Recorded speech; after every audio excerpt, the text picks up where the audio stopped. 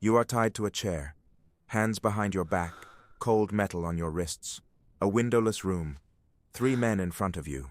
One of them holds a gun. It does not tremble. He tells you that you are going to die, that you sold explosives to his competition, that because of you they lost territory, that because of you men died. You look at him without interrupting, not because you're not afraid, but because you understand what is happening. He is not angry about betrayal. He is angry about disadvantage. When he finishes, you raise your gaze. If they wanted better weapons, they just had to pay more. Silence. It is not arrogance. It is clarity. You did not choose his competition. They invested more. In this world, loyalty is not emotional. It is financial. You breathe slowly and explain that you never sell absolute superiority. You sell levels. They bought one. The rival bought the next. It is not personal. It is market. The man with the gun no longer looks at you the same way. Now he thinks. You explain that the mistake was not trusting you, but assuming the enemy would not invest more. You lean forward as much as the ropes allow. They can kill me. But tomorrow they will still need an advantage. Without me, they will buy blindly. They exchange glances. You know what happens. When fear mixes with loss, they seek control, and you are control. You explain the balance. If one dominates too fast, the conflict ends. If it ends, the territory changes and new actors enter. The profitable stability is not total victory, but sustained tension. You did not betray them. You kept them in the game, just as you could keep yourself in it too by subscribing to the channel. Their rival did not buy to destroy them, but to negotiate from above. If they match the investment, the scale returns to center. The gun drops a few centimeters, not from trust, but from logic. You remind them that everyone calls you, governments, mafias, and private networks. Everyone wants to have a little more, and only you know how much is enough. The ropes begin to loosen, not because you are innocent, because you are useful. As they free you, you say the phrase that defines your career. You don't sell weapons, you sell balance, and balance always has a price. That night you don't die, that night you raise your rate. Take the opportunity to subscribe to the channel, because that's how the real story begins. When you survive an attempt on your life, you are no longer a provider. You are indispensable. You leave that room with the marks of the ropes still on your wrists. You walk down a dark hallway, while the same men who are going to kill you now escort you. They are not releasing you, they are protecting you. Outside, the vehicle is running. Doors open, engine roaring. You get in without saying a word. Inside, one of them takes a call. He doesn't know you're watching. You only hear snippets. Yes, he's still alive. Yes, we let him go. No, it's non-negotiable. He hangs up. He looks at you differently. You are no longer the traitor. You are the asset they almost lost. That night the rumor spreads. They tried to kill you and failed. You are still operating. In another part of the city, an armed group analyzes maps and encrypted communications. If they secure it, we are out. They don't speak of you as a person. They speak of you as a strategic advantage. In another city, they review financial reports. They increase their capacity by 30%. He is behind it. They don't need proof. They need to act. You start receiving encrypted messages. Protection guaranteed. Absolute priority. Regional exclusivity. These are not gestures of loyalty. They are decisions driven by fear. Now they compete to get access to you. Who arrives first? Who receives before? Who pays more? They monitor your movements, intercept contacts, infiltrate intermediaries. In an abandoned warehouse, rival representatives reach a conclusion. If someone controls it, the others disappear, so nobody controls it. There you understand you have won, not by power, because they all need you to remain free. You call a meeting on neutral territory, without symbols or visible weapons. Enemy delegates enter without looking at each other. You speak clearly. If one tries to control you, the others will unite against him. If they eliminate you, they will lose the balance that keeps competition open. You don't negotiate. You set rules. Advance payments. Defined deliveries. No total exclusivity. One protests. You respond with numbers. If one side dominates too quickly, the rival collapses. If it collapses, new actors enter and no one controls the conflict. Prolonged balance is more profitable than immediate victory. They understand it. Not from trust, but from necessity. Days later, they increase transfers and guarantees. They no longer pay only for weapons. They pay for priority. They pay for information. They pay not to be left behind. You adjust the flow. You limit the one who grows too fast. You reinforce the one who loses ground. You don't destroy conflicts. You manage them, and the world keeps moving. Borders shift centimeters, not kilometers. Violence remains constant, not definitive, and everyone knows something they will never admit out loud. As long as you exist, no one can risk losing you. They tried to execute you. Now they fight over your survival. Not out of respect, out of necessity. And in that world, necessity is stronger than hate. You board your private plane without announcing a destination. The hangar falls behind. The city lights become tiny dots under the wings. You don't speak to anyone during the flight. You only review reports, maps, casualty figures, blocked routes. You're heading to a country that is burning. From the air, war has no ideology. It has smoke. Black columns rising from industrial zones, neighborhoods pierced by explosions, roads cut like open scars. You land on an improvised military runway. Tense soldiers receive you. Fingers near triggers, distrustful eyes. They escort you to an administrative building with reinforced windows. In the meeting room, the generals do not stand when you enter. One speaks first. We do not negotiate with private intermediaries. You don't raise your voice. You tell them you understand their position. You tell them you also understand their scarcity. You project figures on the screen. Decreasing inventories, interrupted supply lines, impossible replenishment times under embargo. Uncomfortable silence. The general repeats, "We will not negotiate." Then you place a document on the table. It doesn't officially exist. It has no immediate verification. Only seals, signatures, institutional language. You say it is a presidential order. You say they are instructed to accept your terms and conditions exceptionally. You don't blink. You leave no room for technical questions. You speak of strategic coordination, parallel agreements, geopolitical alignment. They look at each other. They don't know if it's real, but they know that if it is, disobedience could cost them their position. If it's not, they will need time to confirm. And time is the only thing they don't have. They accept the weapons. You sign the contract. The cargo is unloaded in a matter of hours. You don't celebrate. You board the plane before dawn. You cross the front. On the other side, the landscape changes flags, not destruction. The cities have the same traits. The soldiers, the same weariness. They receive you in a fortified complex, more improvised, more paranoid. Here they don't even pretend courtesy. "We know you dealt with them," they say. You nod. You don't deny it. You explain that balance is what keeps future negotiation possible. That if one crushes the other immediately, the conflict ends without favorable reconfiguration. You show figures, projections, and attrition simulations. When they also refuse, you repeat the play. Another presidential order, another argument of covert coordination. You explain that your intervention prevents an early absolute superiority and preserves enough capacity on both sides to force future negotiation. They don't know if you lie, but they need to believe there is a design behind the chaos. They buy. You sign again. The same plane takes off silently. From above, the front is only an irregular fracture in the earth. Hours later, you land in a peaceful country. A private runway, discreet security, and luxury vehicles await you. They take you down a tree-lined road to an isolated mansion, lit like a secret celebration. Inside, billionaire mafiosi wait for you. They don't receive you as a supplier, but as a king returning from conquering invisible territories. Contained applause, calculated smiles, raised glasses. You walk among them knowing what they think. You did more than sell weapons. You set a trap in the middle of the war. Both sides believe they have legitimate advantage and the escalation under control. You planted that illusion. A mafioso asks, "Was it for balance? For stability?" You look at him. It wasn't for principles. It wasn't for peace. You stop under the central lamp and the room becomes silent. You tell the truth. War is profitable. Peace is worth more. War wears down resources. Peace rebuilds countries. War creates urgency. Peace generates unlimited contracts. You explain that both sides are financially exhausted and will need a bridge to exit without appearing defeated, a neutral mediator, and that mediator is already inside their supply chains. You.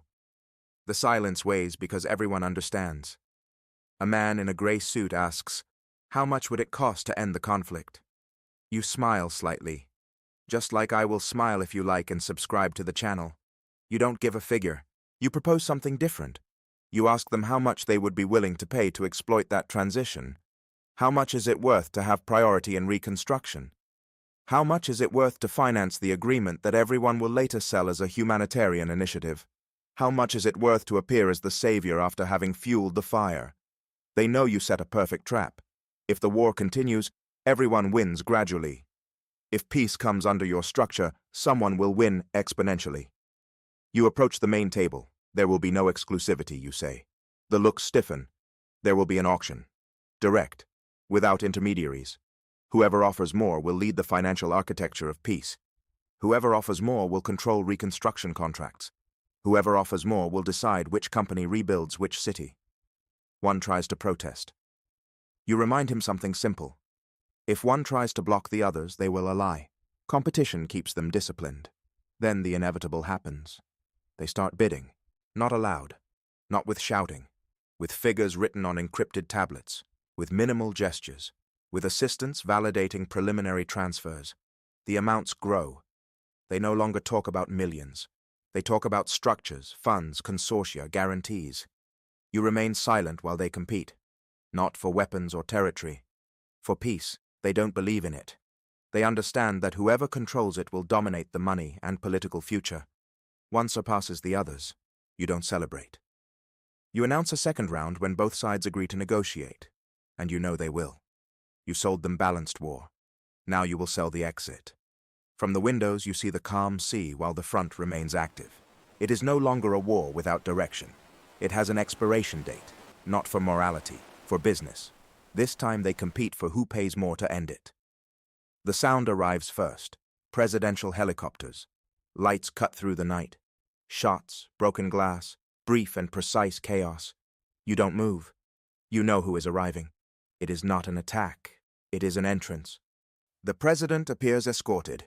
10 briefcases are placed in front of you and opened. Money, gold, documents. It is not bribery. It is confirmation. You sold peace to the military, the financial architecture to mafiosi, and also to him. No president allows strategic peace to remain outside the state. The transition will be official, he says. Treaties, reconstruction, national narrative. The design remains yours. It is not betrayal. It is consolidation. The president did not come to eliminate you. He came to sign peace. War was a phase. Now begins institutionalization. When he leaves, you are alone among open briefcases. You sold the war. You sold the peace. And now official power pays to participate. You call your jet. The briefcases are loaded and you take off without looking back. Hours later, you dine with an ex-military turned trafficker. They toast. They talk business. You calmly mention the 10 briefcases on your plane. He could kill you and keep it all, he says. You could respond. I also know where you keep your money. The silence confirms both speak the truth. You ask for half his fortune in exchange for not handing him over. He pulls out a gun. The restaurant goes still.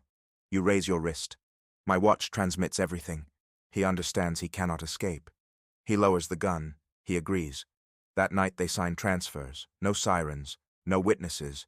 You return to the jet. The money is now a guarantee. You already have his half. His threats don't matter. During transport, you make a brief call to special forces and give exact coordinates. It is not justice. It is operational cleansing. Hours later, you cross the desert. Hidden vehicles emerge from the sand. An armed faction surrounds you. They know who you are.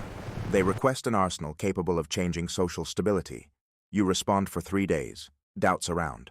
You explain that other providers can't operate without activating international alerts. If they don't buy, someone else will. The leader tacitly agrees. You return to the truck without celebrating. They don't need weapons to win. They need them not to fall behind. Nothing is permanent. Only your ability to appear where no one expects. They house you in an underground suite. Without speeches, you make calls. Contacts on several continents activate routes, inventories, and logistical diversions. 3 days, it's not a promise. It's a system already in motion. You hang up. You take a brief nap. 30, maybe 40 minutes. When you wake, someone softly knocks the door. It's the boss. He brings 2 bottles of an extremely expensive liquor. Not ostentation, a gesture of respect. He sits across from you. He pours. They toast without long speeches. "Who will you make the next deal with?" he asks. You don't look at him directly. Only destiny knows. Pause. "And maybe my pilot." You don't smile. You confirm nothing. You leave money for the liquor, more than it cost, not because he needs it, because you keep the accounts clear. You dress. Without escort, without ceremony. You leave the suite and cross the complex to the surface. The sun beats hard on the desert. The wind drags sand in almost invisible lines. You start walking. Now there are no helicopters, no mansions, no auction rooms, only you and the horizon. You are objectively the most influential arms dealer on the planet. In hours, you accumulated fortunes equivalent to national budgets. Trillions in contracts, enough gold to retire. But you don't feel complete. Because money is consequence, not goal. You want more, not more gold, more control, more reach, more scenarios where your presence changes the entire balance. You walk unhurriedly, leaving footprints the wind will soon erase. You know that in 3 days that group will have its arsenal. You know that in another region someone is losing power at this very moment. And you know that sooner or later they will need you again. The desert is silent, but your mind does not rest. Because as long as there is conflict, transition, or ambition, there will be someone willing to pay. And you will always be ready to appear. You look at the sun without turning away. The heat falls directly on your face until, suddenly, the light disappears. The shadow of the truck covers you. The engine shuts off and the door opens.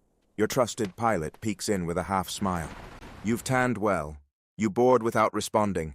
The cold air inside contrasts with the desert behind. "The next client?" you ask as you settle. The truck starts. Another continent. An island. You activate the screen in front of you. Encrypted files appear one after another. Satellite images, financial reports, intercepted communications. An emerging mafia group. They want weapons to govern the island, not to defend it, to control it. You observe population data, fishing villages, declining tourism, a state too distant to intervene. A perfect place for quick domination and inevitable collapse afterward. You cross your arms.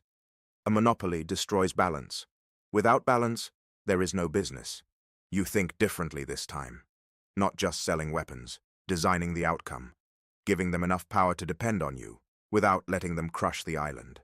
Discreetly strengthening those who can resist, turning conflict into controlled stability. The pilot looks at you sideways. Regular sale. You shake your head slowly. You watch the island spinning on the screen, small in the middle of the ocean, strategically perfect. No, you say. Something bigger. The truck arrives near the private airport where your jet waits running. As you board, an idea finally takes form. Maybe this time you don't just sell balance. Maybe you build one. And maybe, just maybe, you will keep the island. Because stories like this and the one I leave you on screen happen every day. Although hours later the island appears on the horizon. Small. Perfect. The pilot slows down. We are entering local airspace. You watch the coast slowly approach. Everything is silent. Too silent. Then the radar emits an alert. A signal, then another. Military planes, 2 squadrons, opposite directions. The pilot frowns. They aren't cornering us. They're coming towards us. An open transmission appears on the screen. A familiar voice. The arms dealer you betrayed. Alive. And free. "You were always good at anticipating," he says. "Except when we all decided to anticipate you. We got tired of you." Another signal comes in. Military channel. The 2 armies that fought in the previous war. Allied for the first time. You barely smile. Not out of surprise. Out of understanding. What was inevitable has finally happened. The balance you sold turned against you. The pilot whispers, "What do we do?" You know he sold you out. It couldn't be anyone else. You look at the island on your map, so close, unreachable. Combat planes force you to land near the coast. You already know what is going to happen, but you can do nothing. As soon as your plane touches the ground, they enter. Sooner or later, this would happen. The soldiers neutralize your men. The trafficker you betrayed enters your plane along with the mafioso who shared his liquor with you. Suddenly you are nothing. You have no escape. You breathe slowly. Because you understand something you always knew. Control is never permanent. It is only managed, until everyone learns the rules. The mafioso's voice invites the others outside to join. And those two were the military bosses you forced to buy from you hours earlier. They all united to defeat you, since separately they could not.